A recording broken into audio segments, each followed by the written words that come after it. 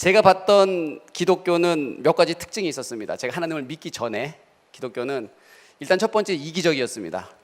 왜냐하면 다른 종교는 서로를 인정하는데 기독교는 유독 다른 종교를 인정하지 않는 거예요. 제가 그 모습을 보면서 야, 정말 저 사람들 이기적이다 라는 생각이 처음에 딱 들었습니다. 그 다음에 또 하나는 뭐냐면 제가 기독교인들을 보니까 저 사람들은 서로 사랑하라고 얘기하는데 자신들이 사랑하지 않는 거예요. 지금 거의 여러 명이 지금 동감하려고 하고 있는데, 네. 서로 용서하라고 얘기하면서 용서하지 않는 거예요. 제가 그 모습을 보면서 저 기독교인들 좀 이상하다, 좀 특이한 사람들이다라는 생각을 제가 했었고요. 제가 하나님을 믿기 전에 기독교를 바라봤던 생각은, 종교를 바라봤던 생각은 이거예요. 모든 인간이 죽고 또 인간이 살아가면서 어려움을 당연히 겪기 때문에 연약한 인간이 어떤 종교 하나를 갖고 있는 것은 나쁘지 않다.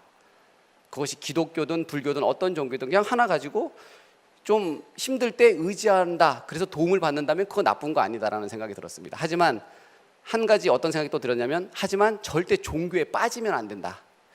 하나님을 믿으려면 적당하게 믿어야지 절대 종교에 빠져서 이상한 행동하고 그러면 안 된다라는 생각을 저는 가지고 있었어요. 저에게는 항상 누군가 나에게 하나님을 믿으려고 할 때 항상 말싸움을 하고 이겼다고 느낌을 받고 이랬지만 풀리지 않는 두 가지가 하나가 있었어요. 뭐냐면 그것은 첫 번째는 모든 인간이 죽는다는 사실이에요.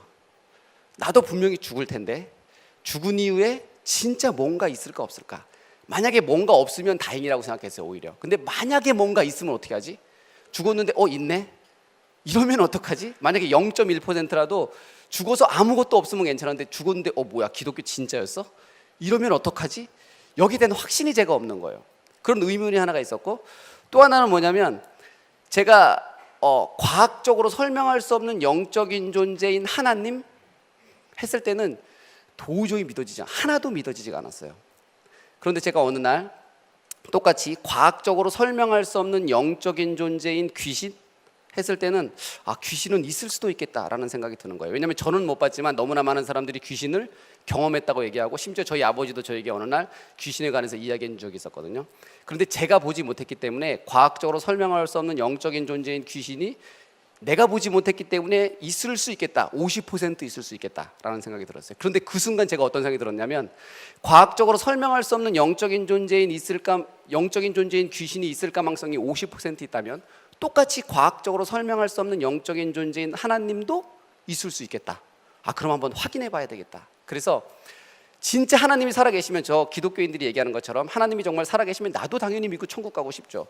그런데 만약에 하나님이 거짓이고 저 사람들이 어떤 종교에 빠져서 하는 얘기라면, 앞으로 나는 내 인생에서 종교에 관해서는 더 이상, 특히 이제 기독교에 관해서는 고민하지 말자라는 생각을 했었어요. 그래서 제가 어떻게 기도드렸냐면, 하나님께 이렇게 기도드렸어요. 제가 그때 2001년도에 2월에 제가 진주에 안양 LG 치타스에 있을 때 전주훈련을 갔을 때인데, 호텔방에서 제가 이렇게 기도드렸어요. 하나님, 저 사랑하면 서로 사랑하라고 얘기하는데 사랑하지 않는 사람들, 서로 용서하라고 얘기하면서 용서하지 않는 사람들이 말하는 하나님은 도저히 못 믿겠습니다. 그런데 정말 하나님이 살아계시다면 내 앞에 잠깐 나타났다가 사라져 보세요. 이런 기도를 드렸어요. 그러면 제가 믿겠습니다. 만약에 아니면 그때 당시 호텔방에 제 물컵이 하나 있었거든요. 물컵이 스스로 잠깐 이렇게 살짝만 이렇게 떴다가 딱 내려오면 내가 하나님 믿겠습니다. 그런데 그냥 하나님이 있으니까 믿어라? 이 이야기는 제가 절대 믿지 못하는 거예요. 그러면 제가 이 말을 무시하면 되잖아요. 그런데 왜 무시하지 못했냐면, 저는 기독교를 인정하지 않는데 인류 역사가 기독교를 인정하고 있는 거예요. 역사의 기준을 BC와 AD로 나눈 기준이 예수님이에요.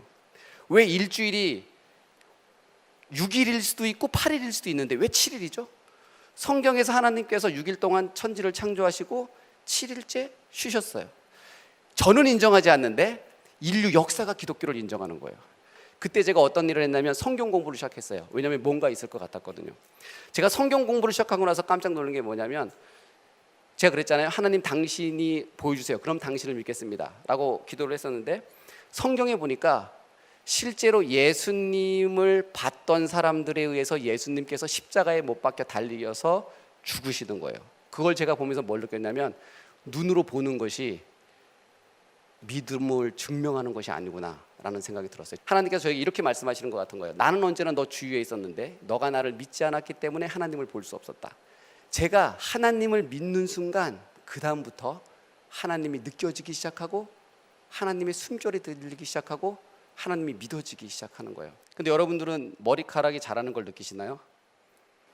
머리카락은요 0.016mm/h의 속도로 자랍니다. 머리카락은 반드시 자라지만 우리가 느끼지 못하죠. 그리고 지금 이 지구는 시속 10만 8천 킬로미터의 속도로 움직이고 있어요. 마하 88의 속도로 움직이고 있는데 우리가 지금 그것을 인식하고 있나요? 제가 그 장면을 보니까 우리의 느낌은, 우리의 감정은 너무나 빨라서, 그리고 너무나 느껴서, 너무나 느리고 너무나 빨라서 우리가 느끼지 못하는 것들이 있더라고요. 그리고 제가 성인이 됐을 때 저에게는 어떤 질문을 제가 많이 받았냐면 이런 질문을 되게 많이 받았어요. 누군가가 저에게 너는 누구를 믿니? 라고 말할 때 저는 나는 나 자신을 믿지. 그 이야기는 바꿔 말하면 뭐냐면 너의 삶의 주인은 누구니? 라는 질문이었고 저는 그때 나의 삶의 주인은 당연히 나지. 왜냐하면 내가 원하는 대로 가고 내가 원하는 것을 하니까 라는 생각이 들었어요. 그런데 제가 시간이 좀 지나고 나서 하나님을 믿고 나서 보니까 내 삶의 주인이 나라는 사실, 그리고 내가 나를 믿는다는 사실은 정말 엉터리라는 사실을 제가 발견하게 됐습니다. 자, 제가 한 가지 예를 한번 들어볼게요. 만약에 우리가 각자가 자신의 삶이 자신이 주인이어서 자신의 인생을 자신이 디자인한다 라고 만약에 생각한다면 여러분들 어떻게 디자인하시겠어요? 인생에서 가장 중요한 게 뭐가 있을까요? 제가 느끼기엔 첫 번째 국적.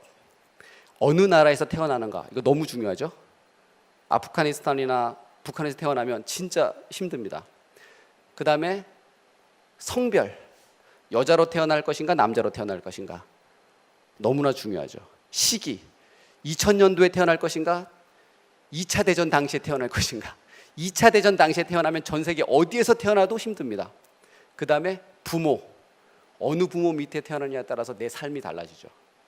그렇죠? 성격, 혈액형, 키, 이건 아니죠. 축구선수가 하기에.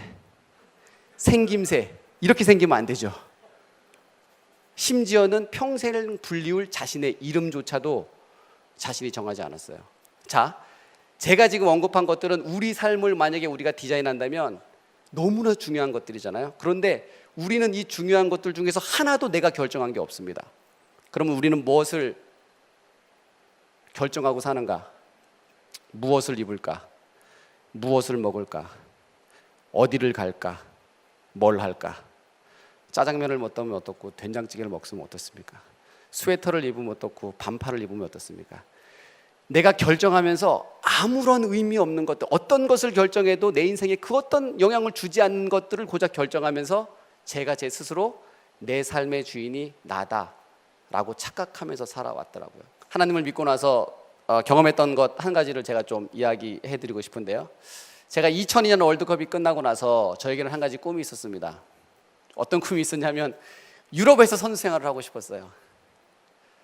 유럽에서 축구 선수로서 한번 태어났기 때문에 전 세계 최고의 리그에서 최고의 선수들과 최고 수준의 축구를 한번 하고 싶다라는 꿈이 저에게는 있었습니다. 그런데 여러분 보시다시피 제 키나 제 체력으로 봐서는 이 체력과 키로서는 유럽에 가서 축구 선수 생활을 할 수 없었어요. 그때 당시에 생각만 하더라도. 그리고 실제로 제가 저를 보니까 제 실력으로는 도저히 제가 유럽에 갈 수 있는 실력이 아니었어요. 그런데 제가 2002년 월드컵이 끝나고 6개월 동안 매일같이 새벽 기도를 했어요. 하나님, 저 유럽에 보내주세요 라고 새벽 기도를 했습니다. 물론 저는 그 기도가 잘못된 기도라는 것도 알고 있었어요. 왜냐하면 제가 성경 공부를 통해서 하나님을 믿는 것이, 우리가 하나님을 이용해서 뭔가 얻어내는 것이 믿음이 아니라는 사실을 저는 그때도 성경 공부를 통해서 알고 있었거든요.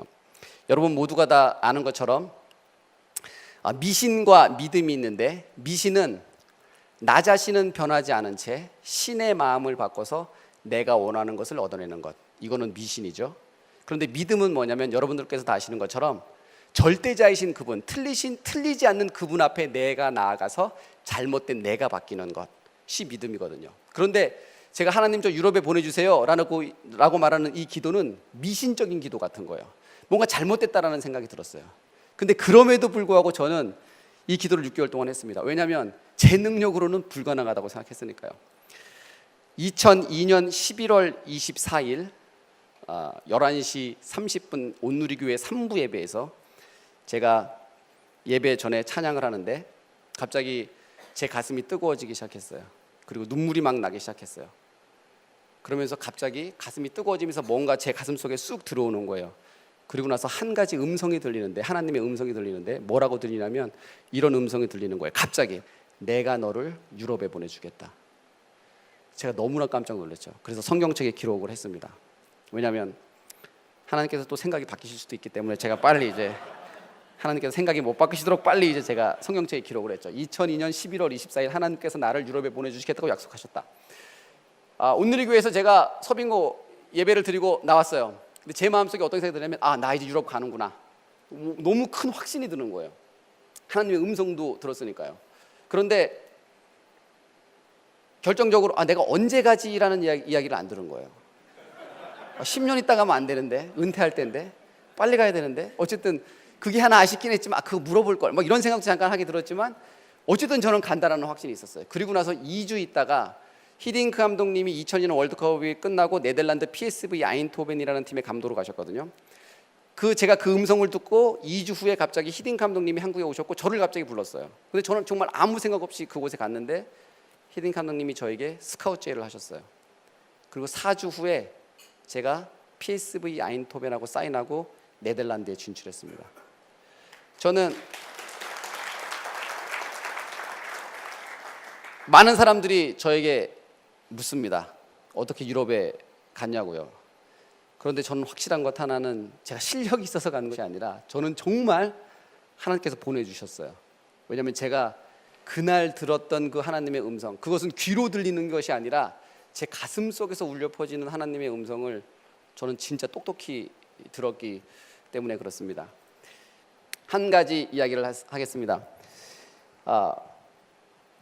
여러분 잘 아시는 것처럼 프랑스 17세기를 살았던 프랑스의 수학자 겸 물리학자 겸 신학자였던 파스칼이 어떤 이야기를 했냐면 이런 이야기를 했어요. 인생은 도박이다 라는 이야기를 했습니다. 그 인생은 도박이다 라는 말이 어차피 한번 태어나서 사는 인생 멋지게 한번 살아보자 이런 말이 아니라 모든 인간은 결정을 한다는 거예요. 무슨 결정을 하는가?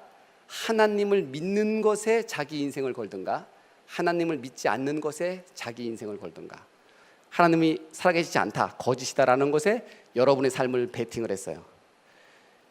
그곳에 여러분이 걸어서 인생을 걸어서 이겼어요.